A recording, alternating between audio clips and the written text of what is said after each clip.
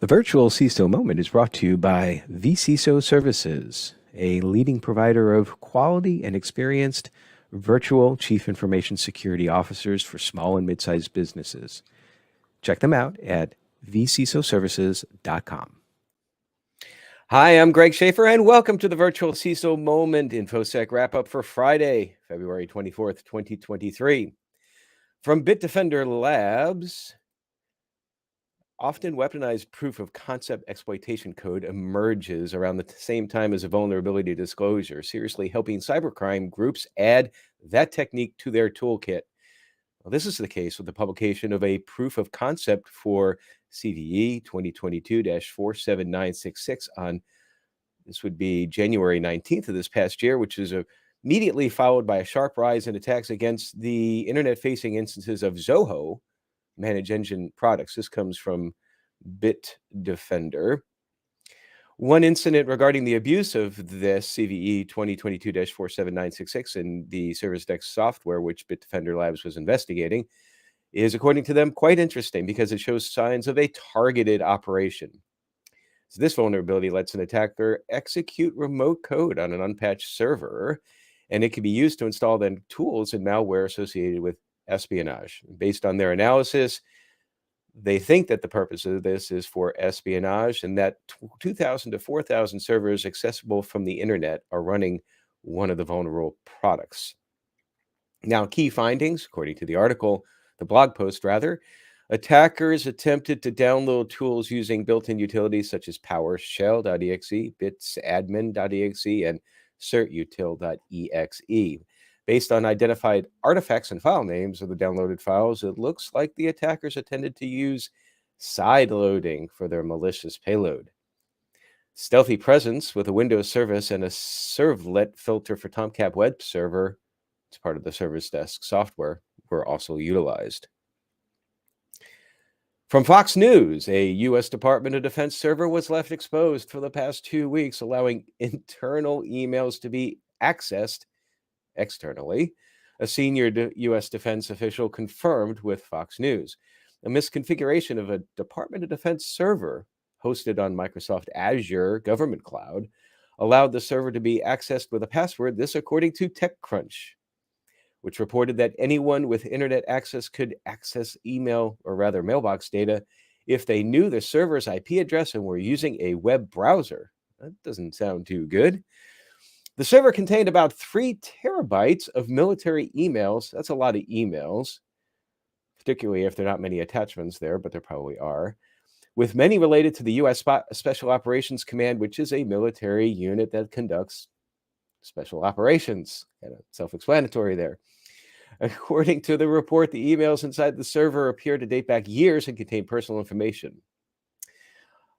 I don't really want to opine on that too much, except for that's just not good, and particularly since not only is it a government server, but that it has to deal with special operations. Come on, we can do better. We have to do better.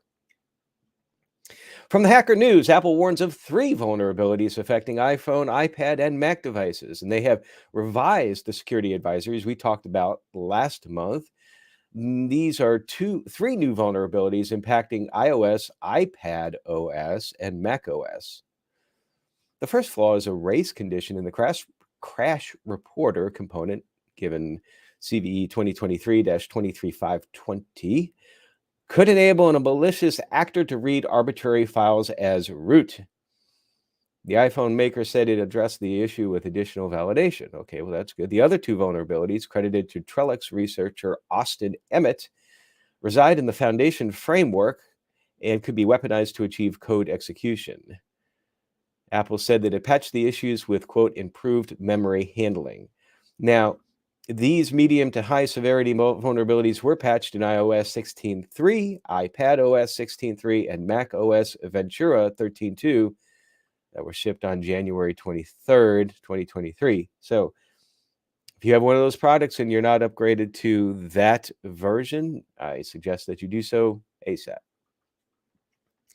From Text Explorer, a significant privacy law development. The Illinois Supreme Court issued a much-anticipated opinion on the state's biometric privacy law last Friday. And this is leaving the door open for massive changes when the companies are found to violate residents' privacy rights, but they're also suggesting that lawmakers may need to revisit the issue. Now, the case involves Ohio based fast food company White Castle. Latrina Cawthron, a Chicago based White Castle manager, alleged she was required to use a fingerprint scan in order to access her pay stubs at White Castle without prior consent in violation of the law. Privacy attorneys and experts have closely watched this Supreme Court's decision in the Cawthron case because of the potential for a ruling that it could allow damages to accrue each and every time Cawthron and other White Castle employees scan their fingerprints over the course of employment. So last Friday, of course, the court ruled that they do accrue under state law every time a person provides their biometric information without prior informed consent. Now, the court did recognize that this interpretation could leave open the door for massive damages, in White Castle's case, more than $17 billion, but that, quote, the statutory language clearly supports the plaintiff's position.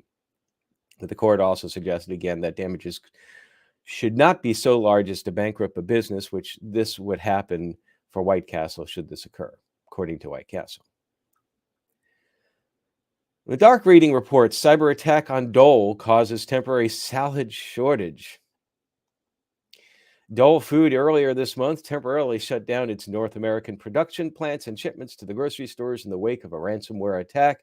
Quote, and this is from a Dole statement, upon learning of this incident, Dole moved quickly to contain the threat and engaged leading third-party cybersecurity experts, trademark, who have been working in partnership with Dole's internal teams to remediate the issue and secure the systems. Now, Dole confirmed that it was also working with law enforcement on the case, said that the ransomware attack had limited effect on their operations. And even though CNN, who were the ones who first broke the news of this attack, reported that some grocery shelves were left empty of Dole salad kits for a few days due to shipment issues tied to the attack. Let us believe Dole recovers quickly.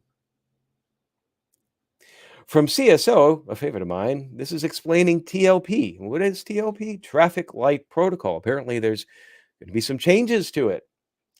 So they also talk about how it supports CISOs in sharing threat data. Now, TLP provides CISOs with the best practice guidance on how to share sensitive data within an organization or externally. And the article goes on to note that it was created, Traffic Light Protocol, TLP, to facilitate greater sharing of potentially sensitive threat information with an organization or business, or enable more effective collaboration among security defenders and so forth. So you've probably seen it before. It's like something's out on a share somewhere, and they say it's TLP white or TLP amber or TLP red, TLP green, with usually the items there. And so the protocol was developed so that recipients of the data could easily assess its sensitivity and determine how to share it with others without giving any aid to the bad actors. So it just made it very easy to understand. And it, of course, the color code is where the traffic light name comes into play. Red meaning stop and nothing but stop. Amber is caution. And green means you're allowed to share the data, assuming it's safe to do so. So I've always thought that the TLP motif was a very effective. My first exposure to it was I was going to say 10 years ago, but it's a lot more than that. When I first got involved with the FS,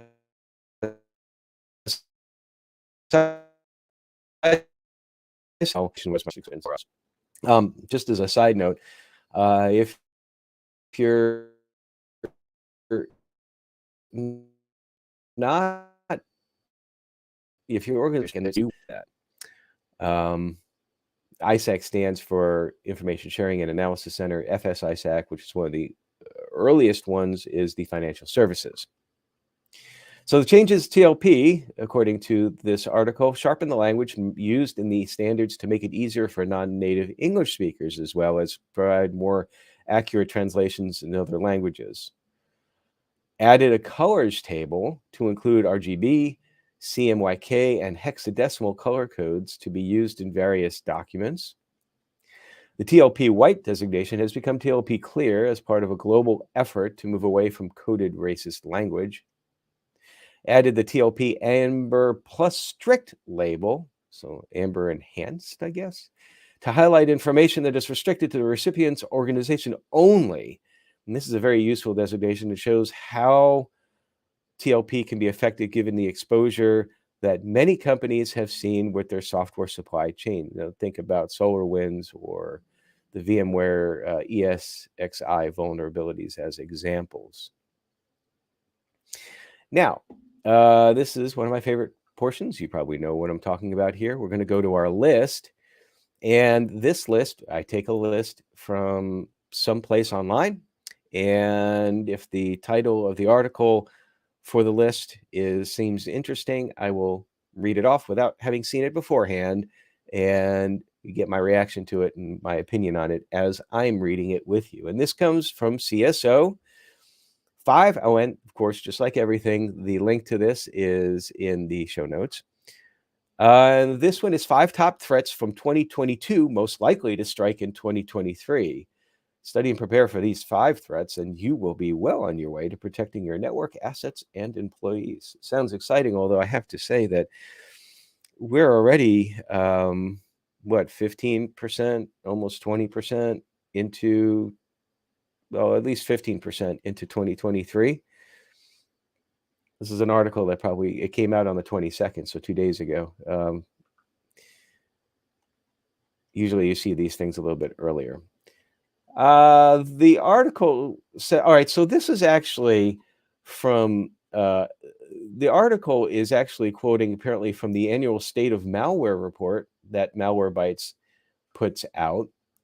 So it's not for lack of timely reporting, it's for lack of timely issuance, I guess. The 5 threats that they consider to be some of the most common issues that could happen. Okay, number 1 is Lockbit is the king of ransomware. They saw that highly successful gangs such as Conting were shutting down operations. It seemed like we talked about Lockbit every other week, it seemed like. So they go on to note that Lockbit is not a new threat. It's been around since 2019, originally under the name ABCD. Guess they didn't have a good marketing team back then. If you can understand and address Lockbit, it says, you'll greatly reduce the risk of any ransomware attack on your organization, according to the malware researchers. Number 2, Emotet, the immortal botnet. And this has been around for quite some time as well, too. It looks like at least 9 years. Europol once called Emotet the world's most dangerous malware. In 2021, law enforcement agencies from multiple countries, including the US, UK, Canada, Germany, and the Netherlands, managed to take over the botnet's command and control structure. You probably remember that, but it was short-lived. And Emotet, whichever way you pronounce it, soon came back. So that's what they're basically getting at. Because it infects, quote, and reinfects other machines so ferociously, removing Emotet, let's just say Emotet, from an organization can be extremely complex and costly task. They noted the city of Allentown, Pennsylvania. Thank you, Billy Joel, for making that popular back many years ago. A single errant click caused an outbreak that cost a reported $1 million to remediate. Wow. Number 3, drive-by downloads alive and well with Sockgolish, which is a remote access Trojan rat that is used as a malware loader. So it looks like that this is going to be a threat to deal with, according to Malwarebytes. Android droppers. In 2022, droppers accounted for 14% of detections on Android. Other malware is more widespread, but droppers pose the greatest risks to organizations. And then the last one, adware is the most prevalent threat to Macs. Now, compared to Windows, the Mac OS malware ecosystem is much smaller, but threats do exist. One of the most prevalent type is adware, applications that inject unwanted ads. One of the oldest such programs on Mac OS is called Genio, and is used to hijack browser searches. Though classified as adware, Genio is deployed an array of Malwarebyte behaviors to dig further into the computers it's installed on.